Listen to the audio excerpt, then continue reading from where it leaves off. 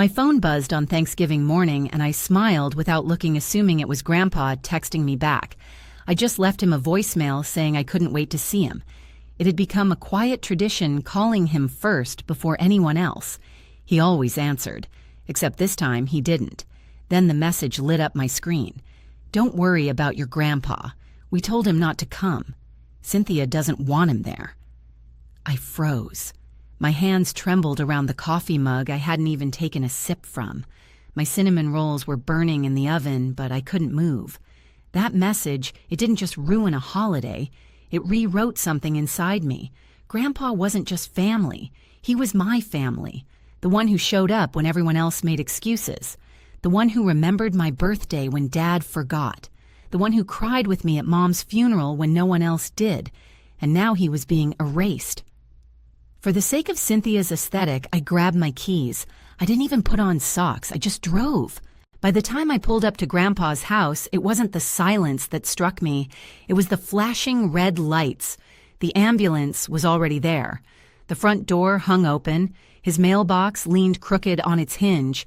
He always fixed it every Saturday, but not this morning. Not after that message. I sat in the car and stared. Something inside me said, "This is the day everything changes." And it did. When I was a little girl after my mom died, Grandpa Arthur became the only adult who looked me in the eye when I cried. Not with pity, not with frustration, but with presence. He wasn't loud about it. He never sat me down for some big emotional talk. He just made pancakes, or played old jazz records, or sat with me on the porch while the sun dipped behind the pine trees. After Dad remarried, Cynthia, things changed. Not all at once at first, it was just little things. Cynthia didn't like Grandpa's stories, said they were outdated. She didn't like how he wore suspenders at the dinner table, said he looked like a relic. Then came the comments about how elderly energy could ruin the vibe of a modern gathering. And Dad, he didn't push back. He just let it happen. But Grandpa never said a word. He just kept showing up for me. He sent me postcards from road trips even after I moved away for college. Brought flowers to my art show when no one else came. Gave me a box of Grandma's old recipe cards just in case he said you ever want to make something that feels like home. I still keep that box on my kitchen shelf. The year I graduated, Dad skipped the ceremony for a work trip. Cynthia sent me a $50 Amazon card, Grandpa. He drove 5 hours to surprise me with a frame for my diploma. He wore a navy tie, same tie he wore at my mother's funeral, same tie he later wore when I landed my first job, and he showed up with a cupcake and a candle. So when I called him that Thanksgiving morning and he didn't answer, something already felt off. I thought maybe he was napping, or in the shower. He was 83 after all, but still sharp, still active. Still Grandpa. But then that text came, and my stomach dropped. "Don't worry about your grandpa. We told him not to come. Cynthia doesn't want him there." Like he was a misplaced casserole dish. Like he wasn't the reason I even bothered coming home for Thanksgiving anymore. I reread the text 5 times, then again. My fingers trembled. For a second, I couldn't breathe. Then something in me snapped, not with rage, not with panic, but with certainty. I put on boots, grabbed my coat, and drove. I didn't know what I was going to say. I just knew I had to see him, had to make sure he knew he mattered to someone.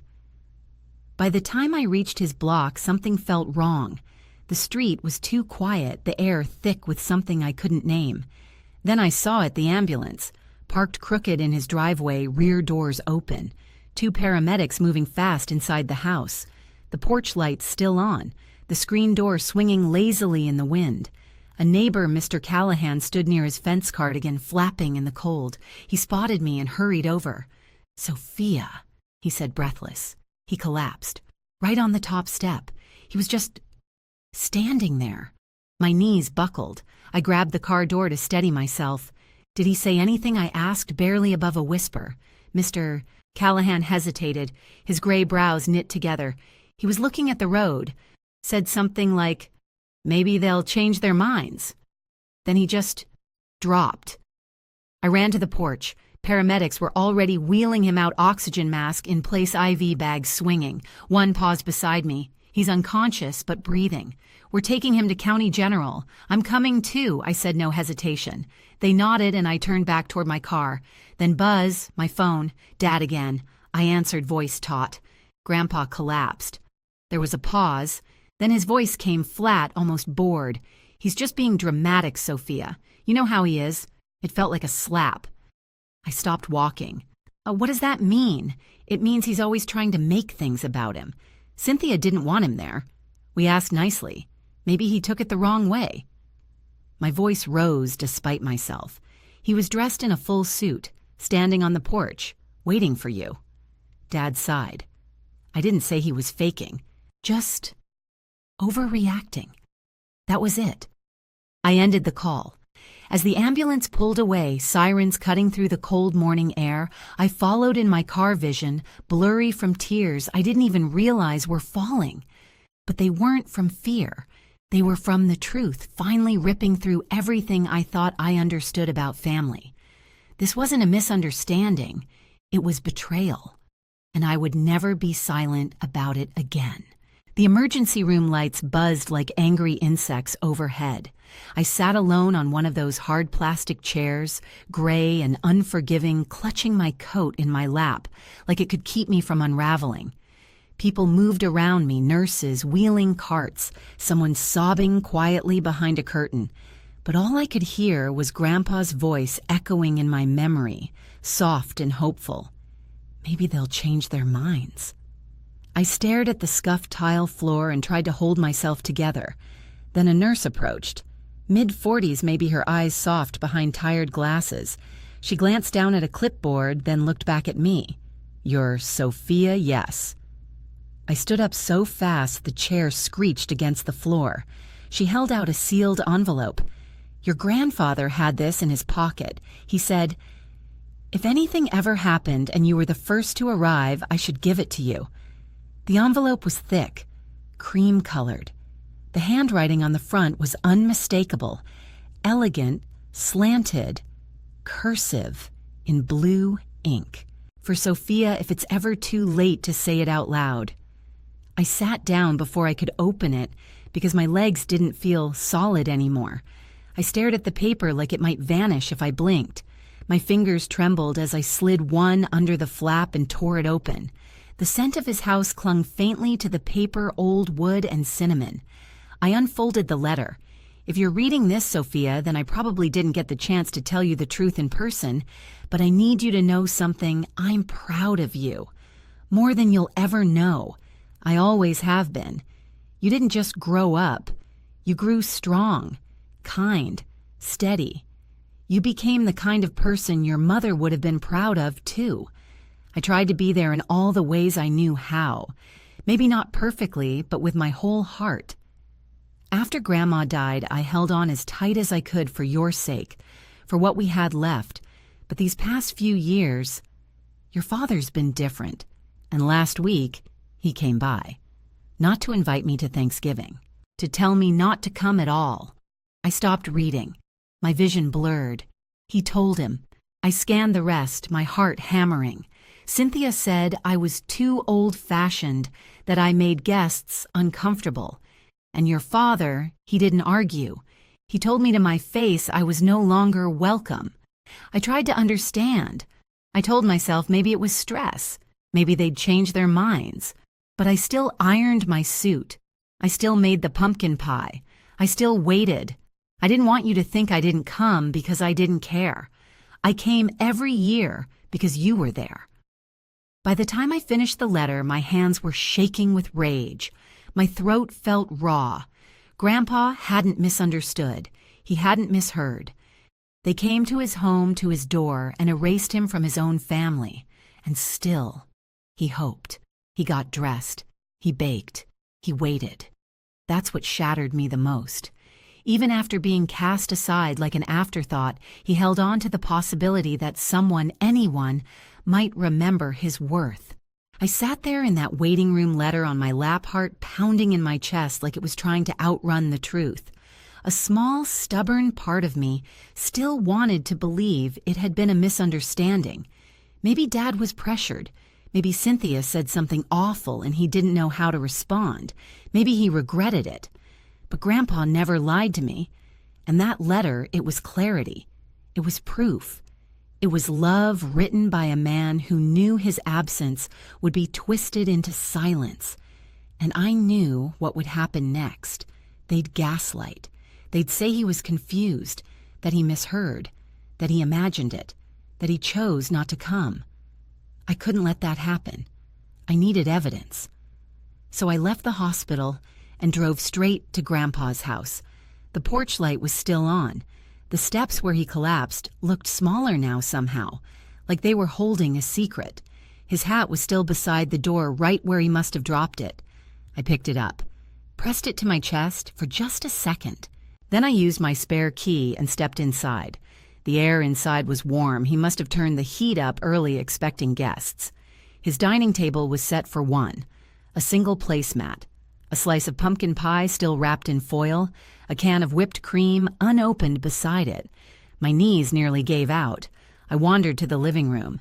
The old knit blanket was folded neatly over the couch arm. Everything was exactly where it should be. And then I remembered the security camera. After a few neighborhood break-ins last year, Grandpa had asked me to help him install a discreet camera above the bookshelf. I'd synced it to his old laptop. I opened the laptop, pulled up the local footage file, clicked play. The timestamp read 5 days ago.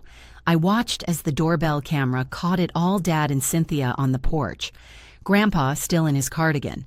I turned the volume up and watched the truth destroy whatever was left of my illusions. Dad Arthur. Let's not drag this out. Don't come Thursday. It's not up for discussion, Grandpa. But it's Thanksgiving. I've always come. Cynthia. This year's just different. We've got guests, a modern vibe. You wouldn't enjoy it, Grandpa. Grandpa. But Sophia, she'll expect to see me. Dad, we'll tell her something. Just don't come. Then they turned, walked away, and Grandpa just stood there, on the porch, holding the door, watching them leave like a ghost nobody noticed. I paused the video. My own reflection in the laptop screen stared back at me, red eyes, clenched jaw breath catching in my throat. That was it. The truth. Unfiltered. Undeniable. They hadn't just forgot to invite him. They came all the way here just to cut him out. Still, he made pie. He ironed his suit. He stood in the cold, hoping they'd change their minds. They never did. And now he lay unconscious in a hospital bed, and the only apology he had ever received was from me. Not anymore. This time I wouldn't just show up for him. I would fight for him. Part 3. Silent Counterattack. The post that set. Fire to the truth. I didn't sleep that night. I curled up on Grandpa's couch, wrapped in the soft knit blanket he always kept folded on the armrest for guests. His letter sat on the coffee table in front of me, unopened again, like it was keeping vigil. The only sound in the room was the quiet ticking of the wall clock. It should have been a comfort, but every tick felt like a countdown, like something inside me was about to rupture. I wasn't crying anymore. That part had passed. Now I was burning, not with grief, but with clarity. For so long I'd second-guessed myself. I'd wondered if maybe I was overreacting. Maybe Cynthia wasn't that cruel. Maybe Dad was just tired, caught in the middle. Maybe this family wasn't intentionally erasing the only person who ever showed up for me. But the video, the words, it's not up for discussion. There was no maybe anymore. The next morning, after checking with the hospital, Grandpa was stable but still unconscious. I drove home, took the fastest shower of my life, and sat down at my desk. In front of me, the footage. No editing, no dramatic music, just cold truth caught on camera. I opened my social media account, the one I rarely used except for the occasional art post or birthday wish. I stared at the empty status box for a long time. Then I started typing, slowly at first, then faster. The words poured out like they'd been waiting years for me to let go. Yesterday, my grandfather collapsed on his front porch, alone, in the cold, dressed in his best suit. Why? Because 5 days ago, My father and stepmother came to his house and told him not to come to Thanksgiving. I have the footage. He still dressed up. He still made pumpkin pie.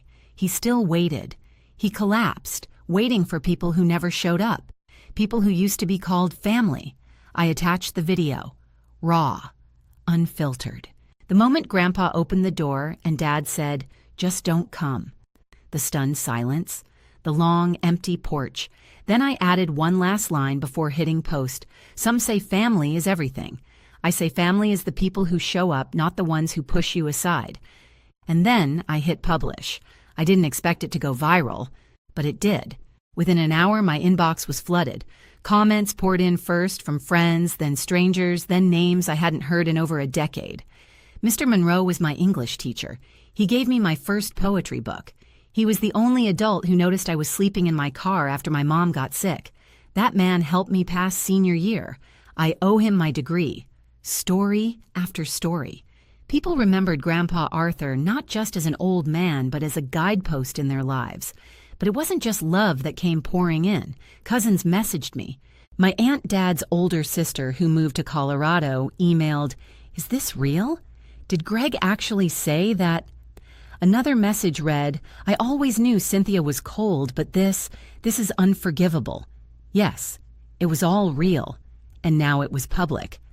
By sunset, my post had been shared over 100,000 times.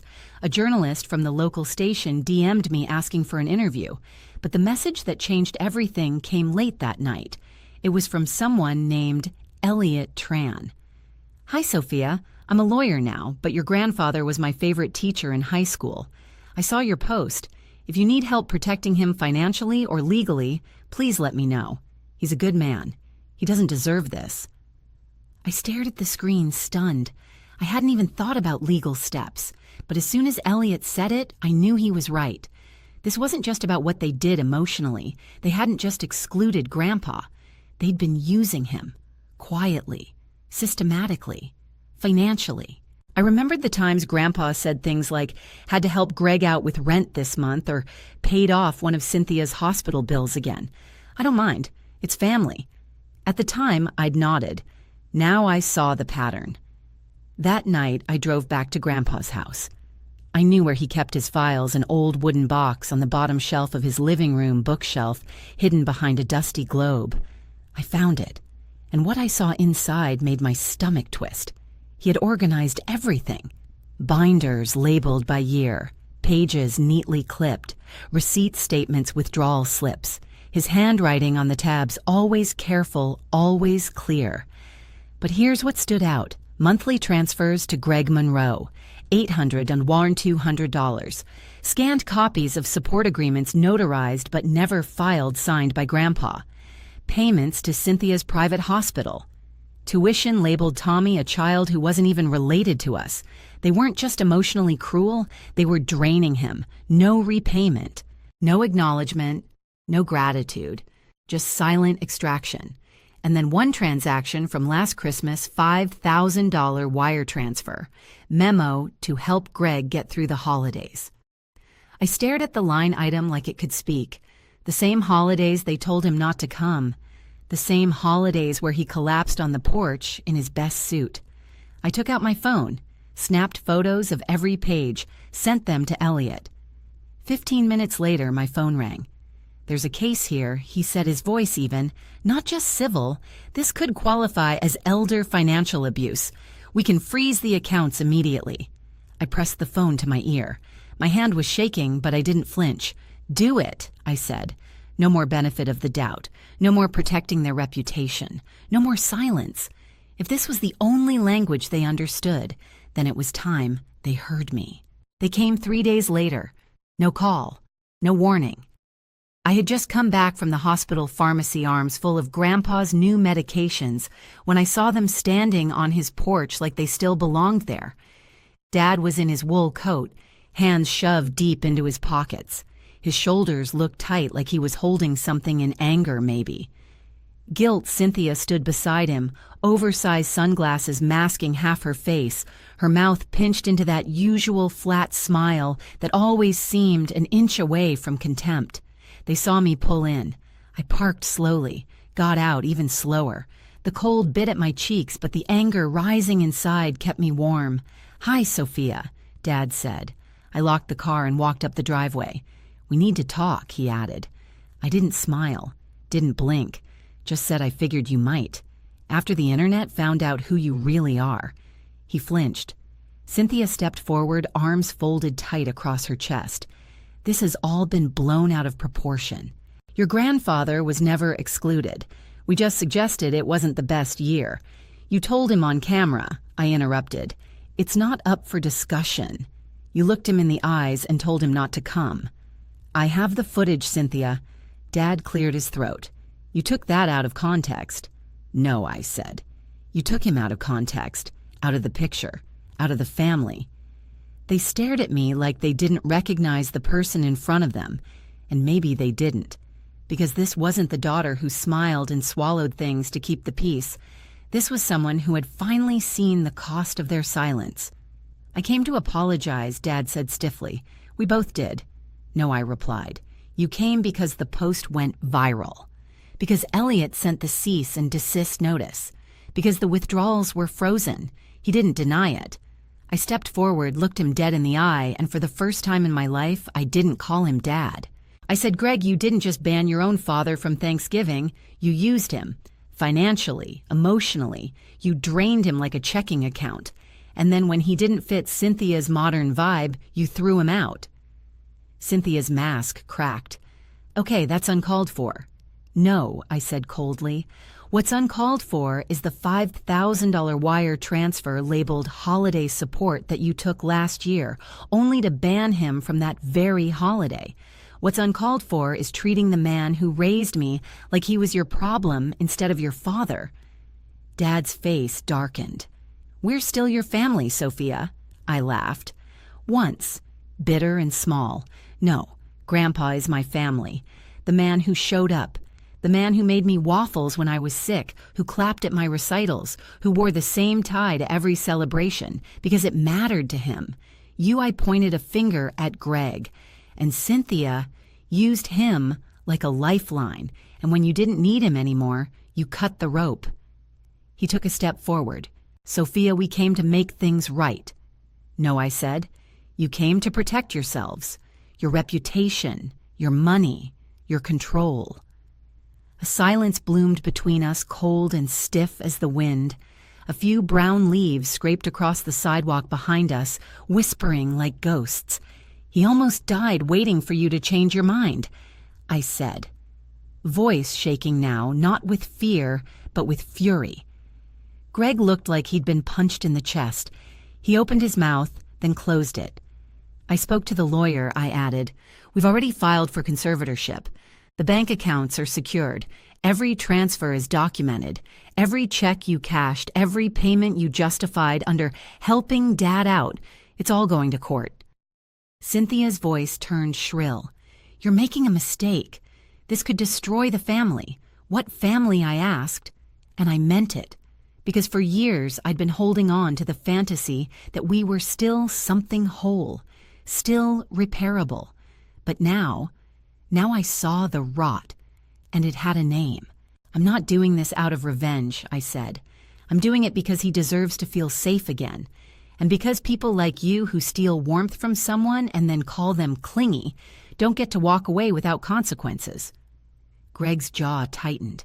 He reached into his coat pocket and pulled out a folded letter. "I wrote something, in case I couldn't say it right. I didn't take it. You can give that to the judge," I said. And then I turned. I opened the door and stepped inside, not waiting for them to say anything else. Grandpa was napping on the couch, the afternoon sun warming the room in soft gold. The old quilt was pulled up to his chest. The house smelled like lavender and faint cinnamon, like memory and safety. I sat beside him, took his hand. "We're okay now," I whispered. But I knew the fight wasn't over. What they took from him, from me, couldn't be undone. But it could be exposed, and I was just getting started. The next day, I stood outside the Monroe County Courthouse heart, thudding like a war drum. In my hands was a manila envelope, inside everything. Screenshots of the monthly transfers to Greg, The notarized family assistance agreements never filed. Cynthia's medical bills Grandpa had paid. The footage from the door camera. And Grandpa's letter. The one addressed to me, if it's ever too late to say it out loud. Elliot met me on the courthouse steps. His navy wool coat was sharp against the gray winter sky. He didn't smile, just gave a nod. "You sure?" he asked. I nodded. They left him on the porch to collapse alone. "I'm sure." We filed the petition that morning: conservatorship, fraud, financial elder abuse, and petition for emergency guardianship. Within the hour, a temporary order was granted.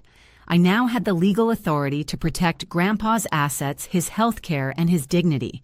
I didn't do it to hurt them. I did it because it was the only way to stop them. Word spread quickly. The story had already gained traction online, but once the courthouse documents went public, it exploded again. A local journalist ran a headline that made me choke up the first time I saw it. "Told not to come for Thanksgiving. Elderly man collapses alone. His granddaughter fights back." More stories followed. News blogs, morning shows, even a national podcast reached out. I never asked for attention. I just wanted to protect Grandpa. But with attention came something unexpected: support. Letters and messages poured in, some from people who remembered Grandpa as a teacher, others from strangers who had survived the same kind of quiet, invisible betrayal. My dad was cut out by his own kids when he turned 80. He passed thinking he'd done something wrong. Thank you for showing people that silence isn't kindness. Sometimes it's complicity. One message stood out above the rest. It was from a woman named Rochelle. In 1989, I couldn't afford a math book for my daughter. Mr. Monroe found out. He handed me his own and said, "Return it when she no longer needs it." She went on to become a statistician. "You're doing the right thing." I read it out loud to Grandpa the next morning in his hospital room. His color had returned. His eyes were alert. When I finished, he blinked hard and whispered, "I remember Rochelle. She had kind eyes." Then he turned to me. "You shouldn't have to fight this hard just to be heard." I squeezed his hand. "Maybe, but I'll keep fighting anyway." That same day, we got a call from the bank. Cynthia had tried to authorize a withdrawal again, claimed she had verbal consent. The account had already been flagged. The call was recorded, and now there was enough to expand the case into criminal fraud. I signed the updated complaint that night. My hands shook, but I didn't hesitate. I stared up at the family photo still hanging in Grandpa's hallway, one I'd always hated. It was from 10 years ago, Dad's Cynthia Grandpa in the background, like he didn't belong. I took it down. I replaced it with a different photo, one from my high school graduation, just me and Grandpa, his hand on my shoulder, both of us smiling like we didn't need anyone else in the frame. This house didn't belong to guilt anymore. It belonged to truth. 3 days later, an envelope came in the mail. No return address. Grandpa recognized the handwriting immediately. It was from Greg. I opened it and read the words aloud. "I failed you both. I see that now. I don't expect forgiveness, but I'm sorry. Not because I was caught, but because I finally understand what I lost."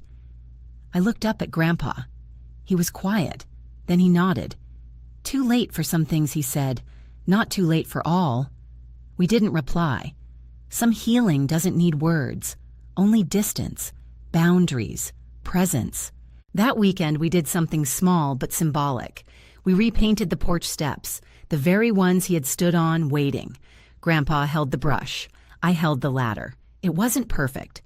We splashed white paint on the bushes and I stepped in a tray, but by the time we were done, those steps looked new, solid, clean.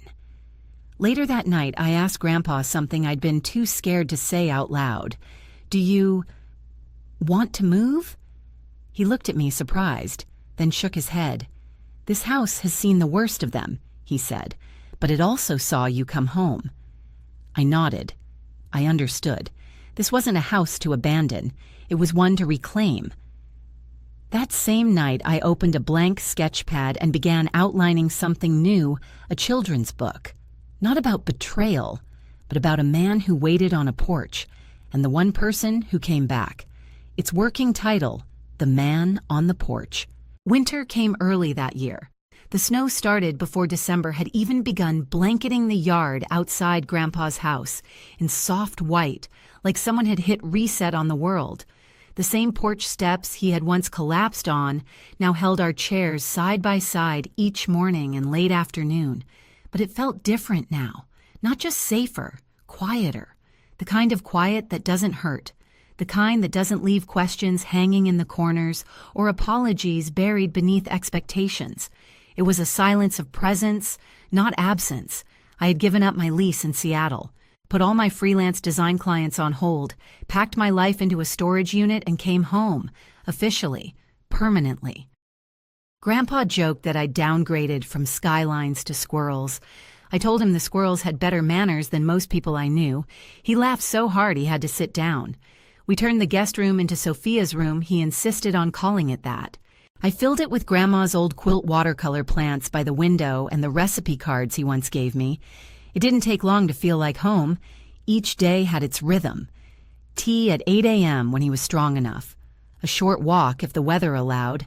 A nap around noon. Some afternoons we'd sort through shoe boxes of old letters, photos, newspaper clippings from the decades he'd taught high school. I scanned them, digitized them, preserved what no one else had thought to save. But my favorite moments were the ones in between, like the sound of his laugh when I overcooked the oatmeal again, or the quiet thank you he whispered when I helped him into bed even when he didn't need help, or the way he once looked out the frosted window and said, "I always thought I'd leave this house feeling like a burden, but now I feel like I left a legacy." I reached across the table and held his hand. "You didn't leave one," I told him softly. "You lived it. Every single day." And he had. No amount of court filings or frozen bank accounts could define that. Yes, legally the case against Greg and Cynthia moved forward. Elliot handled it. Depositions were scheduled. The DA began reviewing financial records for criminal charges. But honestly, I didn't track every update. I didn't need to. The truth was already out there. And sometimes, truth is more powerful than justice. Sometimes it's the reason people finally stop pretending. One snowy evening, a letter arrived. No stamp, no return address, just placed in our mailbox like a ghost had written it. It was from Greg. "I failed you both. I let someone else's approval matter more than blood. I don't expect forgiveness, but I finally understand what I lost. You showed up for him when I didn't, and that matters more than anything." I showed the letter to Grandpa. He read it quietly, then folded it once and tucked it into the fireplace. He didn't speak for a long time. Finally, he said too late for apologies, but maybe not too late for change. We didn't reply. Some things are better left unsaid because peace doesn't require performance, only boundaries. That night, we watched the snow fall from the living room, the fire casting soft shadows on the walls. He sat in his recliner, sipping chamomile tea. I sat on the floor beside him, sketching the final pages of The Man on the Porch, the children's book I'd started weeks ago. It wasn't about bitterness, not even about revenge.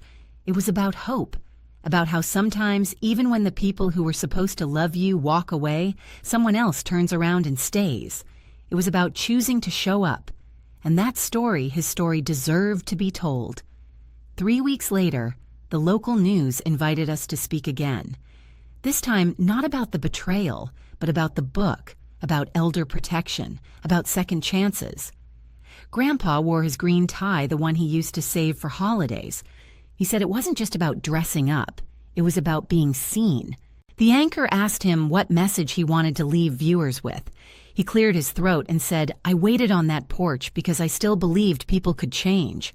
But the only person who came was the one I never stopped believing in." I couldn't speak after that, and I didn't need to, because we weren't broken anymore, we were rebuilt. Have you ever watched someone you love be erased by the very people who should have protected them? Have you ever been the only one who showed up? If you have, this story is for you. Share your truth in the comments. Let someone know they're not alone. And remember, Family isn't just who you're born to. It's who stands on the porch and waits, and who walks up the steps when it matters.